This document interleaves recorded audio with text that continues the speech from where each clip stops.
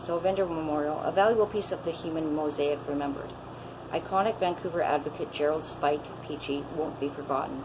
Birth date May 23rd to 1965, to May 10th, 2021, by Nicholas Crier.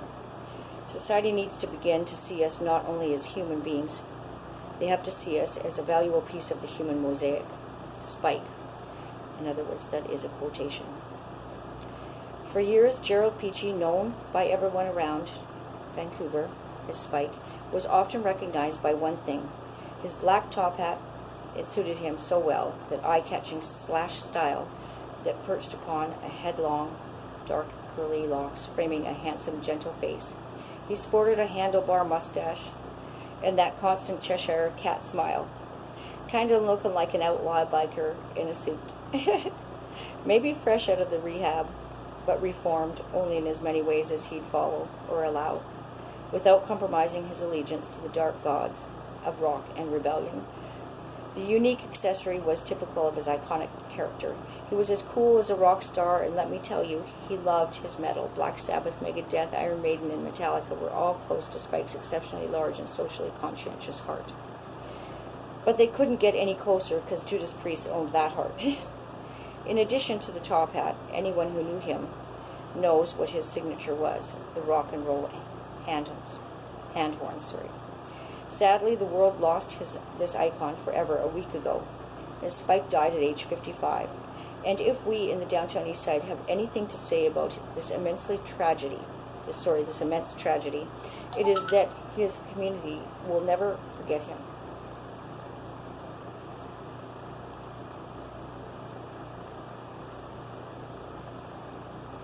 Nor what he did for the people who live here. I first met Spike through our shared experience as storytellers in the 2017 speaker series known as How to Save a Life, Frontline Stories, hosted by Megaphone in partnership with the Overdose Prevention Society.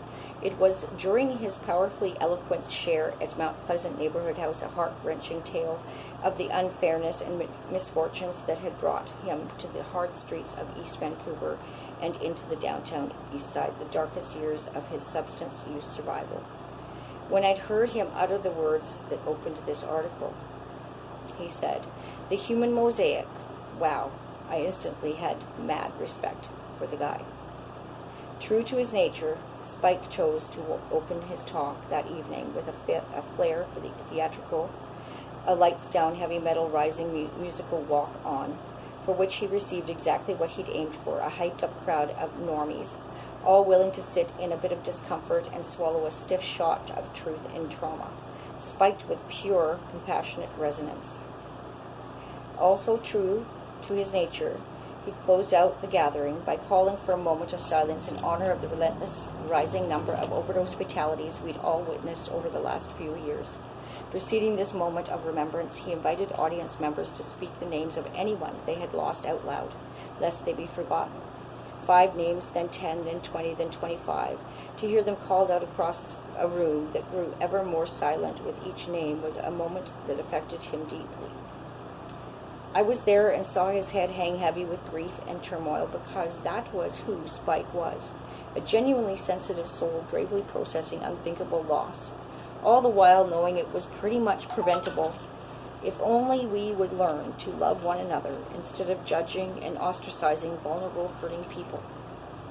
If you ask me, Spike was on the level of a shaman or a guru regarding this issue, clearly enlightened and still so humbled by his call to represent the voice of the fallen.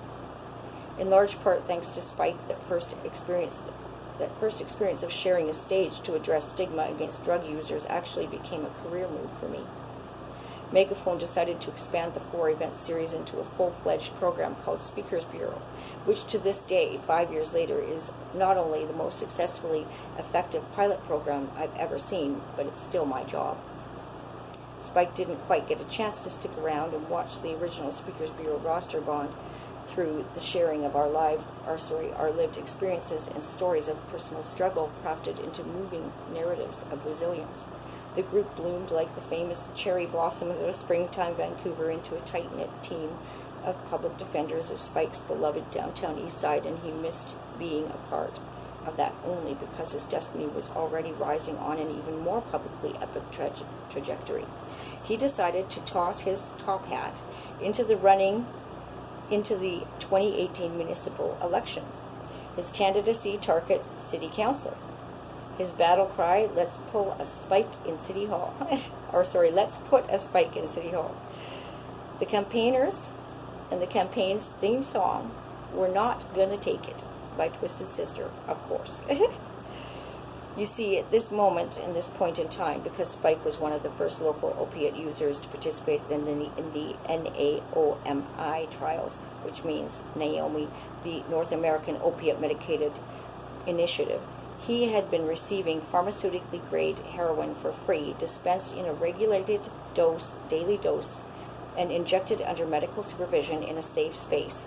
He continued in this program amongst the first in North America for about a year and a half.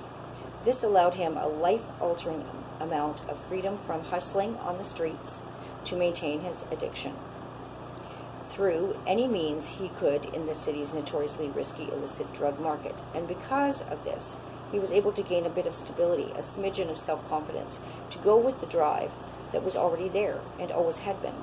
At some point in Spike's life, someone with visionary skills had told this kid to shoot for the stars, so that is exactly what he did. And wouldn't you know, he won nearly 3,000 votes. Maybe it wasn't the first time a drug user ever ran for election in this town, but it certainly was the first time one was taken seriously, 3,000 votes. So, on election day, I went and cast my ballot, along with many of Spike's fans and friends, including Crackdown podcast founder and host Garth Mullins. I knew Spike for about 7 years, but he wasn't even present for my faves Spike moment. I got to put an X next to his name, Mullins said. Imagine if that beautiful dreamer had won. Yes, imagine a drug user from East Van, from Payne and Wastings, on the municipal council of the most progressive city in Canada. Now, that's what I call civic innovation. Following the election, Spike landed a contract with the Nurses and Nurses Practitioners Union to run custom anti-stigma workshops called the Anti-Stigma Zone, which he designed and facilitated himself. The Anti-Stigma Zone has been created to remind people that we are all the same. Spike said, there is far too much hatred in the world. And if our shamelessly judgmental society ever doubted him or laughed at him behind his back, he just left them there and kept moving forward, because he knew he had a message, a positive rally cry for unity that people wanted to hear.